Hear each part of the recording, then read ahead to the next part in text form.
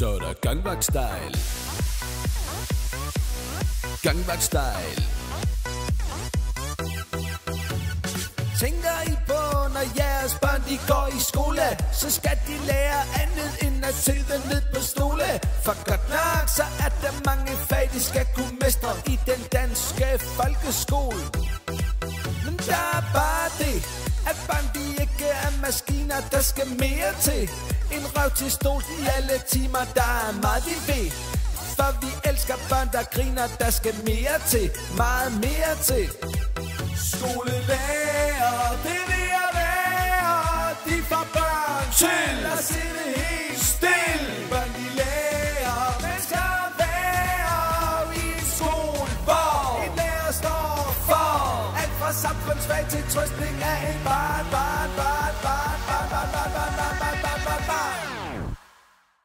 Så er der gangvagt-style.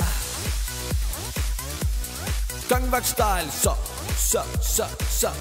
er der gangvagt-style. Så er der gangvagt-style, så er der gangvagt-style. Hey, skolelærer. Så er der gangvagt-style. Hey, skolelærer. Så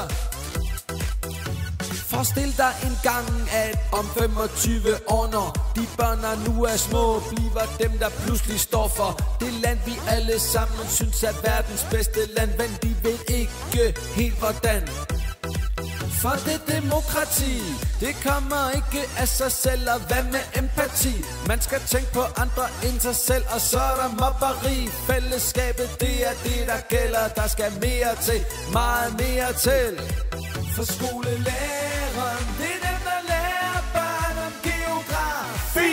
At tælle til 10, men der skal krav til et bedre samspil for børn, de lærer. Bedst i skoler, hvor de bliver inkluderet i et fællesskab.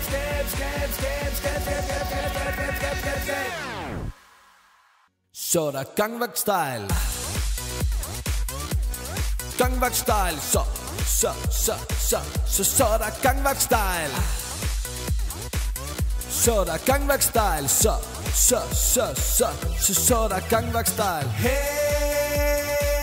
skolelærer. Så er der gangvagt-style. Hey, skolelærer. Hey. Bare de vil lægge en strategi, en med perspektiv, mod og potentiale i. Bare de vil lægge en strategi. Tænk på børn og knap så meget på økonomi. Kom så, Antorini. Så er der gangvagt-style. Hey, skolelærer. Så er der gangvagt-style. Hey, skolelærer. Så. Hey. Det var gangvagt-style.